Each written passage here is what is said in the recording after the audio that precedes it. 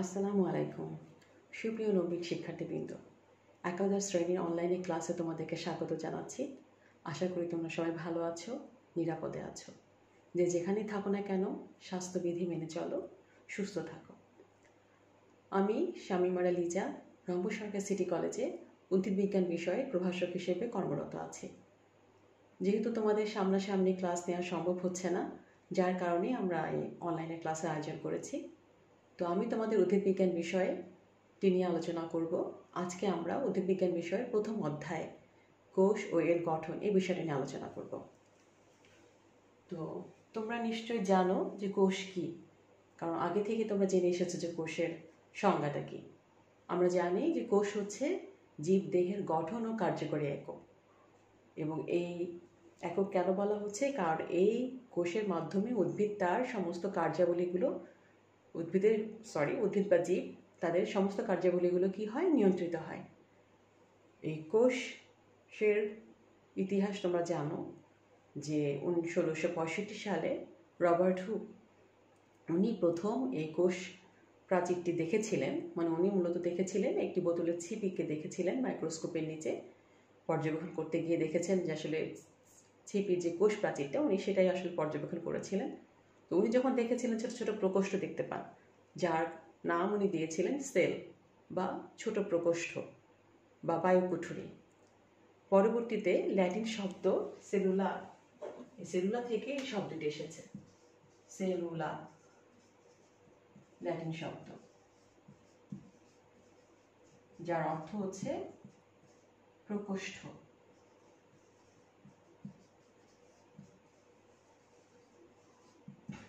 মৌচাক যেমন ছোট ছোট বায়ুকুঠুরি বা প্রকোষ্ঠ দ্বারা গঠিত, উনি ছিপিটা দেখতে গিয়ে ঠিক ওরকম ছোট ছোট বায়ুকুঠুরি দেখতে পেয়েছিলেন, যার জন্য এই নাম দিয়েছিলেন সেল, যেটি ল্যাটিন শব্দ সেলুলা থেকে এসেছে। তো পরবর্তীতে 1674 সালে, আমি যেটা বললাম যে 1665 সালে প্রথম রবার্ট হুক প্রথম উনি কোষ প্রাচীরটা পর্যবেক্ষণ করেন, এবং পরবর্তীতে 1674 সালে অ্যান্টনি ভ্যান লিয়েনহুক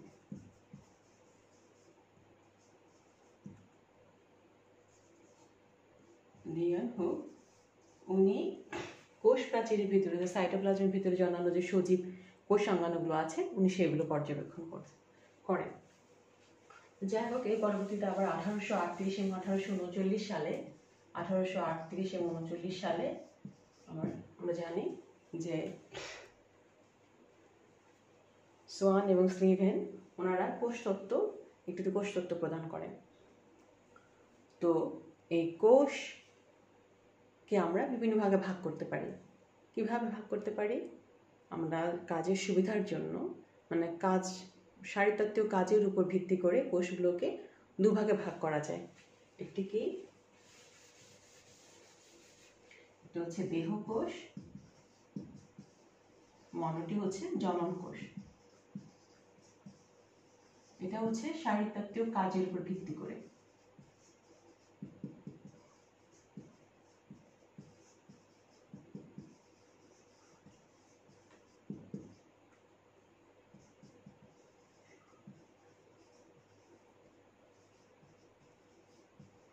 শারীরতত্ত্বীয় কাজের ভিত্তিতে কোষকে দুই ভাগে ভাগ করা যায়, এক হচ্ছে দেহ কোষ, দুই হচ্ছে জনন কোষ। এখন দেহ কোষ কি? দেহ কোষ হচ্ছে উদ্ভিদ বা জীবের দেহ, মানে অঙ্গ বা অঙ্গতন্ত্র গঠনকারী যে কোষগুলো আছে সেই কোষগুলোকে দেহ কোষ বলে, এবং এটা সবসময় কিন্তু ডিপ্লয়েড হয়। এটা সবসময় ডিপ্লয়েড হয়, এবং যে সেলগুলো এই নতুন যে সেলগুলো তৈরি করে সেগুলো কিন্তু ডিপ্লয়েড। উদ্ভিদের মূল, ত্বক, কাণ্ড এই সবগুলি কিন্তু ডিপ্লয়েড সেল। আমাদের যে দেহ কোষ যেগুলো আছে সেই সবগুলি কিন্তু ডিপ্লয়েড সেল, যেখানে ক্রোমোজোমের সংখ্যা হচ্ছে 2n। আর জনন কোষ কি? জনন কোষ হচ্ছে যে আমাদের জনন কাজে অংশগ্রহণ করার জন্য জনন কোষগুলো সাধারণত মায়োসিস সেল ডিভিশনের মাধ্যমে হ্যাপ্লয়েডে পরিণত হয়, এবং যেগুলো জননে অংশগ্রহণ করে সেই কোষগুলোকে বলা হয় জনন কোষ। এবং জনন কোষগুলো হচ্ছে সবসময় কি, হ্যাপ্লয়েড, যেখানে ক্রোমোজোম সংখ্যা n সংখ্যক থাকে। তাহলে আমরা বলছি কি যে দেহকোষটা হচ্ছে ডিপ্লয়েড, যেখানে ক্রোমোজোম সংখ্যা টুয়াইস n, এবং জনন কোষগুলো হচ্ছে হ্যাপ্লয়েড, যেখানে ক্রোমোজোম সংখ্যা হচ্ছে n সংখ্যক থাকে। তো এটা গেল শারীরতত্ত্বীয় কাজের ভিত্তিতে। এবং অন্যভাবে আমরা ভাগ করতে পারি যে নিউক্লিয়াসের গঠনটা কীরকম। এই কোষে যে নিউক্লিয়াস অবস্থান করে সেই নিউক্লিয়াসের গঠনের উপর ভিত্তি করে কোষকে কিন্তু আবার দুই ভাগে ভাগ করা যায়।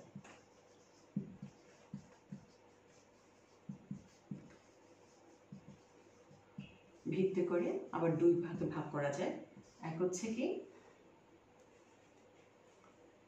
আদিকোষ, দুই হচ্ছে প্রকৃত কোষ।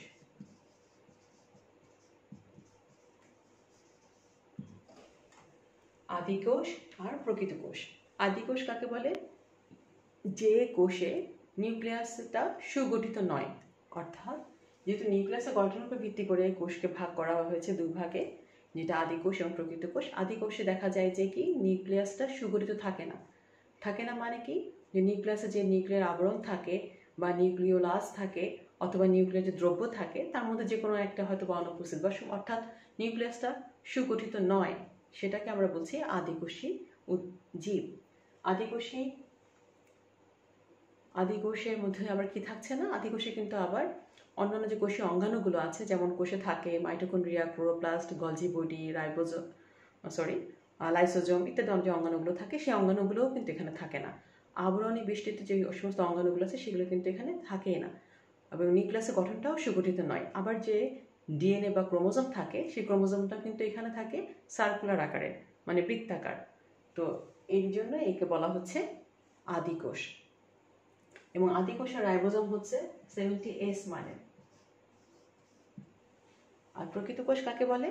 প্রকৃত কোষ হচ্ছে সেই কোষ যেখানে নিউক্লিয়াসের গঠনটা সুগঠিত, অর্থাৎ যে নিউক্লিয়াসের যে ডাবল লেয়ার থাকে, ডাবলের যে নিউক্লিয়ার মেমব্রেন থাকে সেটা উপস্থিত আছে, নিউক্লিওলাস আছে, ক্রোমোজোম আছে, নিউক্লিও যে বস্তু আছে যে নিউক্লিওপ্লাজম সেটাও থাকে, মানে নিউক্লিয়াসটা সুগঠিত। সে কারণে এই কোষগুলোকে বলা হচ্ছে প্রকৃত কোষ বা প্রাকেন্দ্রিক কোষ।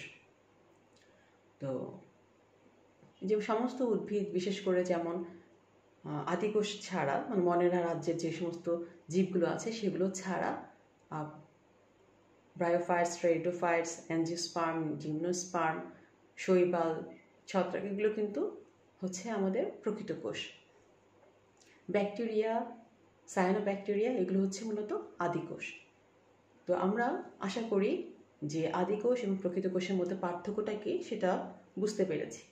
যদি আমি আদিকোষ এবং প্রকৃত কোষের মধ্যে পার্থক্যগুলো একটু আলোচনা করি, তাহলে দেখো যে যদি নিউক্লিয়ার বস্তুর উপর ভিত্তি করে আদিকোষ এবং প্রকৃত কোষকে যদি পার্থক্য করি তাহলে কি দেখা যায় যে আদিকোষে নিউক্লিয়ার বস্তুটা সুগঠিত নয়, অর্থাৎ যে দুইটা যে লেয়ার থাকে নিউক্লিয়াসে সেই লেয়ারটা কিন্তু আদিকোষে থাকে না, এবং ভিতরে যে অন্যান্য নিউক্লিয় যে বস্তুগুলো আছে সমস্ত বস্তুগুলো কিন্তু সেখানে উপস্থিত নয়। কিন্তু প্রকৃত কোষে নিউক্লিয়াসের গঠনটা সুগঠিত।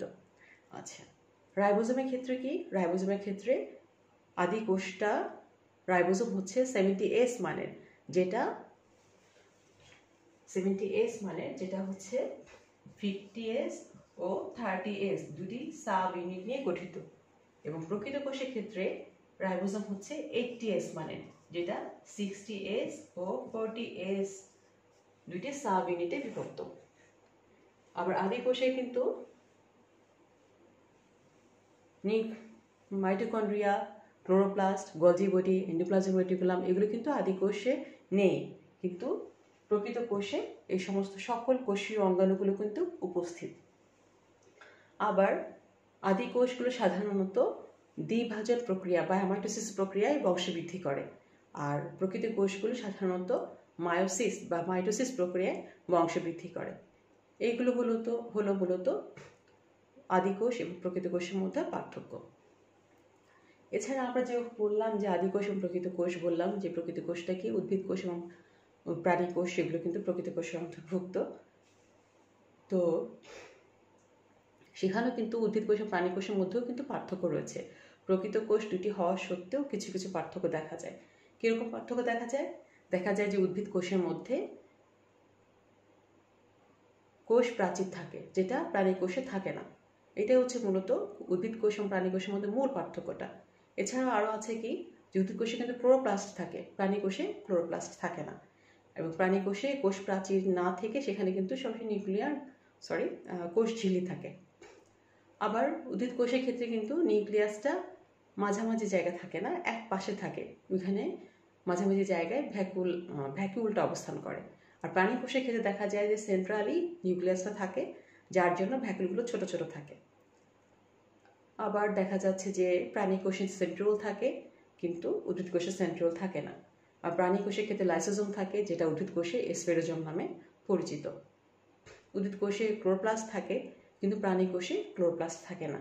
এই হচ্ছে কিছু কিছু পার্থক্য পরিলক্ষিত হয় উদ্ভিদ কোষ এবং প্রাণী কোষের মধ্যে। তো আমরা আজকে উদ্ভিদ কোষের একটি গঠনটি চিত্রের সাহায্যে দেখব যে উদ্ভিদ কোষের মধ্যে কী কী কোষীয় অঙ্গাণুগুলো আছে এবং সেগুলো কীভাবে সাজানো থাকে।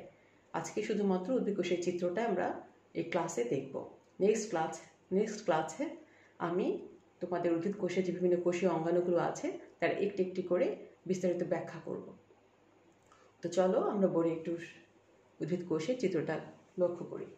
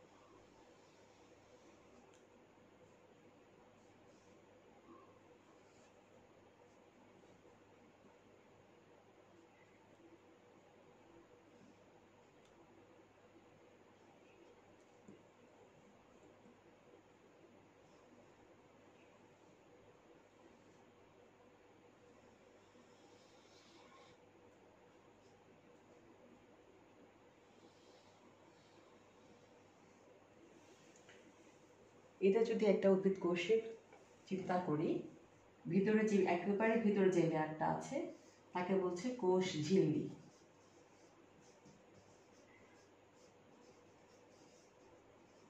কোষ ঝিল্লি, যেটাকে আমরা বলি সেল মেমব্রেন বা সেল এনভেলপ। এবং বাহিরে যেটা দেখা যাচ্ছে এটাকে আমরা বলছি কোষ প্রাচীর, উদ্ভিদের যেটি অনন্য বৈশিষ্ট্য, কোষ প্রাচীর। কোষ প্রাচীর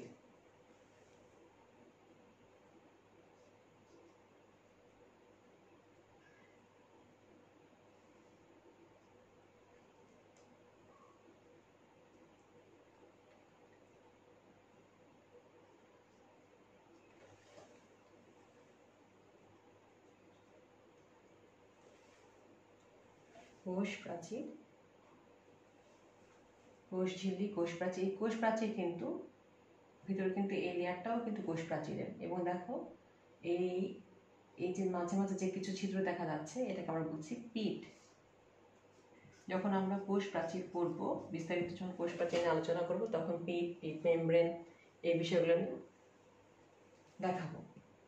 তো ভিতরটাকে বলছি কি সেল মেমব্রেন, বাহিরে যেটা আছে সেটাকে আমরা বলছি কি কোষ প্রাচীর, যেটা সেলুলোজ দ্বারা নির্মিত। আচ্ছা, তার ভিতরে দেখো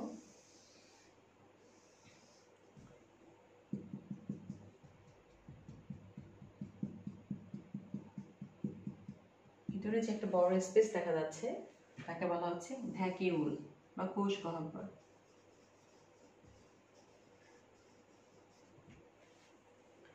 এবং যেহেতু ভ্যাকুয়ালটা কোষের মাঝামাঝি জায়গায় অবস্থান করে সে কারণে নিউক্লিয়াসটা এক পাশে সরে যায়।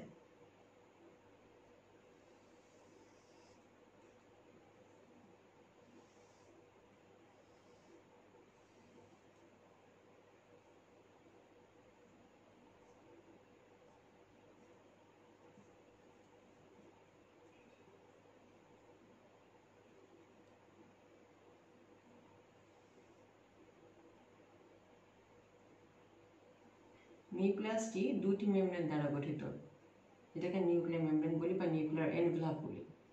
এটি ডাবল লেয়ার, মানে নিউক্লিয়াসকে ঘিরে যে আবরণটা থাকছে তাকে বলা হচ্ছে নিউক্লিয়ার এনভেলপ। নিউক্লিয়ার এনভেলপ, আমরা আগে এটাকে বলতাম নিউক্লিয়ার মেমব্রেন, কিন্তু এটাকে এখন নিউক্লিয়ার এনভেলপই বলা হয়। তো মাঝখানে যেটা আছে সেটাকে বলছে কি নিউক্লিয়ার রন্ধ্র।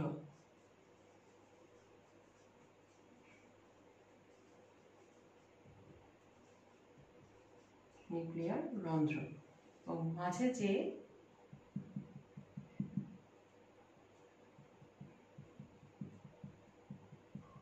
যে লিকুইডটা আছে সেটাকে বলা হয় নিউক্লিওপ্লাজম। যে তরলটা আছে তাকে বলা হচ্ছে নিউক্লিওপ্লাজম। এবং এখানে কিন্তু ক্রোমোজোম থাকে, অসংখ্য ক্রোমোজোম থাকে এবং একটি নিউক্লিওলাস থাকে, গোলাকার একটি বৃত্তাকার একটা অঙ্গ থাকে, যাকে বলা হচ্ছে কি নিউক্লিওলাস। নিউক্লিওলাস। এবং এগুলো হচ্ছে, এটাকে বলা হচ্ছে ক্রোমোজোম।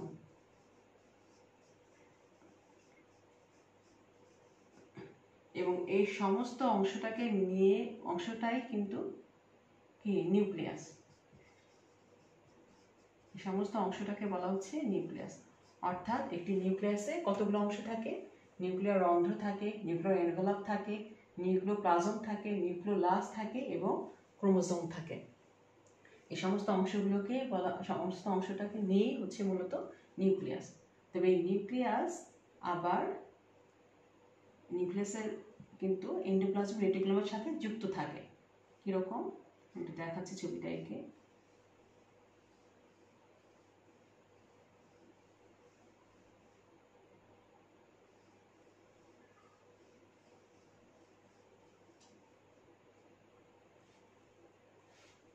এই এন্ডোপ্লাজমিক রেটিকুলাম, যখন এন্ডোপ্লাজমিক রেটিকুলামের গায়ে রাইবোজোম দানাগুলো উপস্থিত থাকে তখন আমরা সেটাকে বলছি অমসৃণ এন্ডোপ্লাজমিক রেটিকুলাম। অমসৃণ এন্ডোপ্লাজমিক রেটিকুলাম।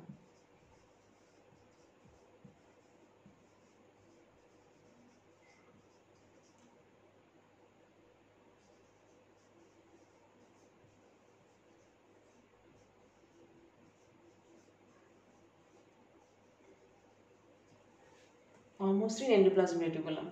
অনেক সময় কিন্তু আবার কিছু নিউক্লিয়াসের কাছে দেখা যাবে যে কিছু এন্ডোপ্লাজম রেটিকুলাম থাকে, যেটা কি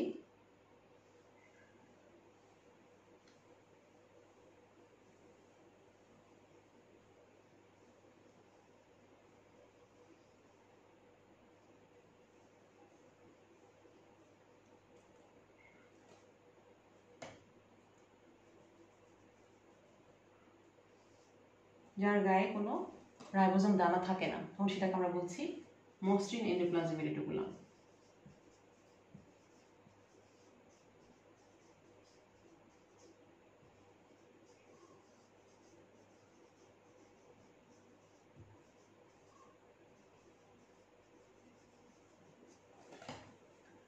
যেহেতু এটা একটা উদ্ভিদ কোষ, তার মধ্যে কিন্তু অসংখ্য কি থাকে, ক্লোরোপ্লাস্ট থাকে।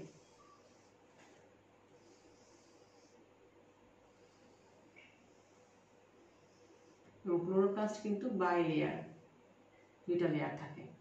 এবং আমরা জানি যে ক্লোরোপ্লাস্টের মধ্যে কিন্তু গ্রানা থাকে, গ্রানা বা যেটা চাকতির মতো অসংখ্য থাইলাকয়েড দ্বারা গঠিত। এবং এগুলো এক একটা গ্রানাম আর একটা গ্রানামের সাথে স্ট্রোমা ল্যামিলা দ্বারা যুক্ত থাকে।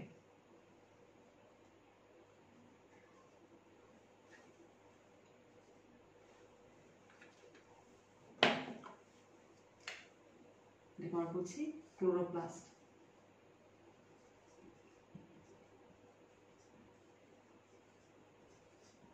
ক্লোরোপ্লাস্টের মধ্যে কি থাকছে, অসংখ্য গ্রানা থাকে। গ্রানাগুলো কি দ্বারা গঠিত, থাইলাকয়েড দ্বারা গঠিত। এবং এই গ্রানাগুলো কিন্তু এক একটা গ্রানাম আর একটা গ্রামের সাথে কিন্তু স্ট্রোমা ল্যামিলা দ্বারা যুক্ত থাকে। এবং ভিতরে যে তরলটা থাকে আমরা জানি, সেটাকে আমরা কি বলি, মাতৃকা বলি, তাই তো, ম্যাট্রিক্স যেটাকে বলা হচ্ছে। যাই হোক, তো আর এখানে মাইটোকন্ড্রিয়া থাকে।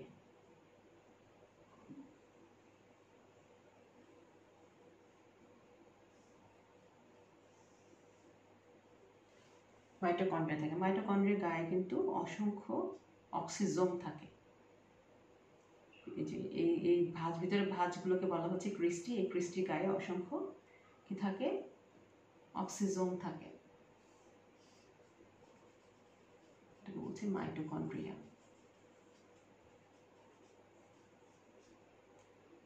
যেহেতু একটা এঁকেছি, আমি একটা দিচ্ছি মাইটোকন্ড্রিয়াম। এবং এই সমস্ত যে উপাদানগুলো আছে, এই সবগুলো কিন্তু কোষের সাইটোপ্লাজম অবস্থান করছে। এবং সাইটোপ্লাজমটা কি, সাইটোপ্লাজমটা হচ্ছে একটা তরল মাতৃকা, জেলির মতো স্বচ্ছ, যেখানে এই জীবিত কোষগুলো, কোষীয় অঙ্গাণুগুলো অবস্থান করে। এই সাইটোপ্লাজমের মধ্যে কিন্তু এই সমস্ত কোষীয় অঙ্গাণুগুলো অবস্থান করছে। আমরা একটা জিনিস দেখি যে এই সেল মেমব্রেন থেকে শুরু করে, এই সেল মেমব্রেন থেকে শুরু করে এই সেল মেমব্রেন যে পর্যন্ত, এই ভিতরে পুরো অংশটাকে কিন্তু বলা হচ্ছে প্রোটোপ্লাজম। প্রোটোপ্লাজমের মধ্যে যে তরলটা আছে, সেই তরলটাকে কিন্তু আমরা বলছি সাইটোপ্লাজম। ঠিক আছে, এই বাহিরেরটা শুধুমাত্র, মানে এখানে জীবিত অংশটা হচ্ছে সাইটোপ্লাজম, সেল মেমব্রেন থেকে শুরু করে ভিতরের যত অংশগুলো আছে, জীবিত যে কোষ অঙ্গাণুগুলো আছে, সমস্তটাই হচ্ছে কি জীবিত অংশ। মানে আর শুধুমাত্র মৃত অংশ কোনটা, কোষ প্রাচীর। কোষ প্রাচীরটা হচ্ছে শুধুমাত্র মৃত অংশ। এবং ভিতরে সমস্ত জলীয় অংশটাই হচ্ছে কি এই সেল মেমব্রেনের ভিতরে যাবতীয় যা কিছু আছে সমস্তটাকে বলছি আমরা প্রোটোপ্লাজম।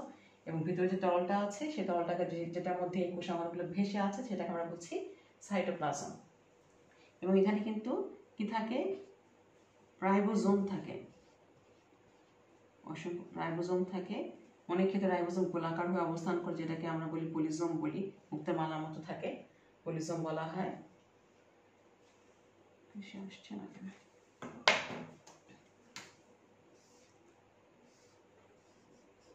রাইবোজোম।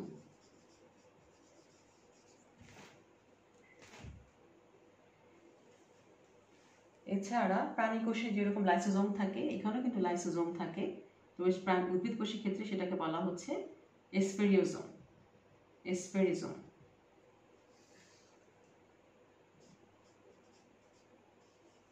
এসপেরিজোম। এবং এখানে কিন্তু এসপেরিজম কিন্তু হাইড্রোলিক এনজাইমের আধার হিসেবে কাজ করে এই এসপেরিজম।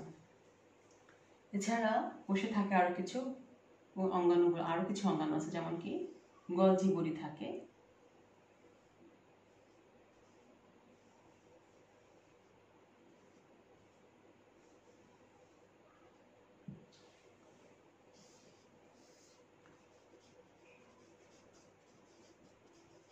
গলজি বডি থাকে। এছাড়া এর মধ্যে থাকে কিছু মাইক্রোটিবিউলস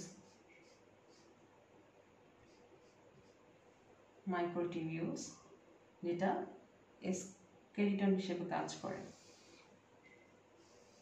কোষের স্কেলিটন হিসেবে কাজ করে, যেটাকে বলা হচ্ছে মাইক্রোটিবিউল।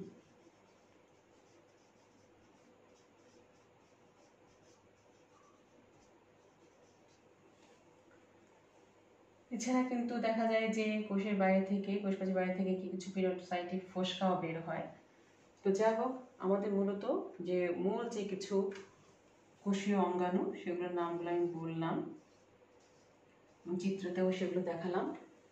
তো কী কী আছে, একটা কোষ একটা প্রকৃত উদ্ভিদ কোষকে যদি আমরা চিত্রায়িত করি তাহলে তার মধ্যে কিছু কোষাঙ্গাণু পরিলক্ষিত হয়। কি কি? মূল যে কোষের যে কোষাঙ্গন সেটা হচ্ছে কি নিউক্লিয়াস। নিউক্লিয়াস কী কী দ্বারা গঠিত? নিউক্লিয়ার মেমব্রেন, যেটাকে আমরা এখন নিউক্লিয়ার এনভেলাপ বলি, নিউক্লিয়ার রন্ধ্র, নিউক্লিওপ্লাজম, নিউক্লিওলাস এবং ক্রোমোজোম, এই অংশগুলো দ্বারা মূলত নিউক্লিয়াস গঠিত। এবং এই নিউক্লিয়াসের সাথে আবার কি থাকে? এন্ডোপ্লাজম রেটিকুলাম থাকে। এবং এই এন্ডোপ্লাজম রেটিকুলামগুলো নিউক্লিয়ার মেমব্রেন থেকে শুরু হয়ে সেটা সেল মেমব্রেনের সাথে যুক্ত হয়। এবং এই যে এন্ডোপ্লাজম রেটিকুলামের উপরে যেহেতু রাইবোসোম দানা আছে, যার জন্য একে বলা হচ্ছে কি অমসৃণ এন্ডোপ্লাজম রেটিকুলাম। যখন এন্ডোপ্লাজম রেটিকুলামের উপর রাইবোসোম থাকবে তখন আমরা সেটাকে বলবো অমসৃণ, এবং যখন রাইবোসোম থাকবে না তখন সেটাকে বলা হবে মসৃণ এন্ডোপ্লাজম রেটিকুলাম। এবং তার একটু দূরে আবার কি আছে? গলজি বডি আছে। গলজি বডি দেখো, গলজি বডি আছে।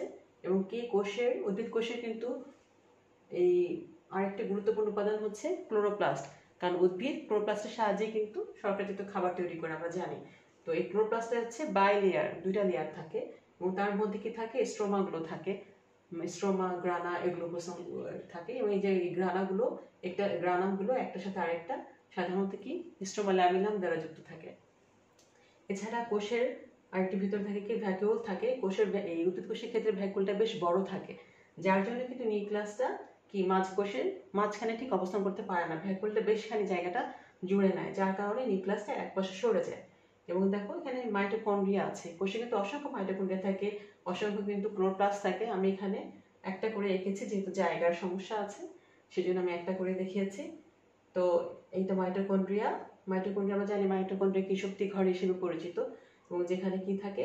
এই যে ভাঁজগুলোকে আমরা কি বলছি? ক্রিস্টি বলছি। সেই ক্রিস্টি গায়ে অসংখ্য কি অক্সিজোম থাকে, যেখান থেকে কি উদ্ভিদ সবচাইতে বেশি শক্তি উৎপন্ন করে মাইটোকন্ড্রিয়া এই কোষাঙ্গনের মাধ্যমে। আর থাকে কি কিছু রাইবোসোম থাকে। রাইবোসোম এককভাবেও থাকতে পারে, আবার অনেকগুলো রাইবোসোম একসাথে মিলিত হয়েও থাকতে পারে, যেটা দেখতে অনেকটা মুক্তামালার মতো মনে হয়, এবং সেটাকে কিন্তু আমরা বলি পলিসোম বলি। এবং কিছু লাইসোজোম থাকে। প্রাণী কোষের ক্ষেত্রে যেরকম লাইসোজোম থাকে, উদ্ভিদ কোষেও থাকে, তবে সেটাকে আমরা লাইসোজোম বলি না, সেটাকে আমরা বলি এসপেরিজোম। এবং সেটা হচ্ছে কি হাইড্রোলাইটিক এনজাইমের আধার হিসেবে কাজ করে। তো আর এই যে যদি আমরা এখন একটা কোষকে যদি কয়টা ভাগে ভাগ করতে চাই, যে একটা কোষকে তুমি কয়টা অংশে বিভক্ত করতে পারো, তাহলে কিন্তু আমরা বলতে পারি যে কোষটাকে আমরা 3টা অংশে বিভক্ত করতে পারি। কি? একটা হচ্ছে জড় উপাদান, যেটাকে আমরা বলছি কোষ প্রাচীর, এবং ভিতরে হচ্ছে কি নিউক্লিয়াস, এবং আরেকটা হচ্ছে কি সাইটোপ্লাজমের মধ্যে যে সমস্ত কোষীয় অঙ্গাণুগুলো আছে সেগুলো নিয়ে একটা অংশ। তো যাই হোক, এই হচ্ছে মূলত উদ্ভিদ কোষ। আমরা আজকে শুধুমাত্র উদ্ভিদ কোষের একটি চিহ্নিত চিত্রই অঙ্কন করলাম এবং এই বিষয়ে একটু আলোচনা করলাম। নেক্সট ক্লাসে আমরা কোষের একটি অঙ্গাণু কোষ প্রাচীর নিয়ে আলোচনা করব। তো আশা করি তোমরা সবাই বুঝতে পেরেছ। যদি কোনো সমস্যা থাকে তো আমাকে জানাবে, কমেন্ট বক্সে জানাবে, ইনশাল্লাহ আমি চেষ্টা করব। তো সবাই ভালো থাকো, সুস্থ থাকো, নিরাপদে থাকো।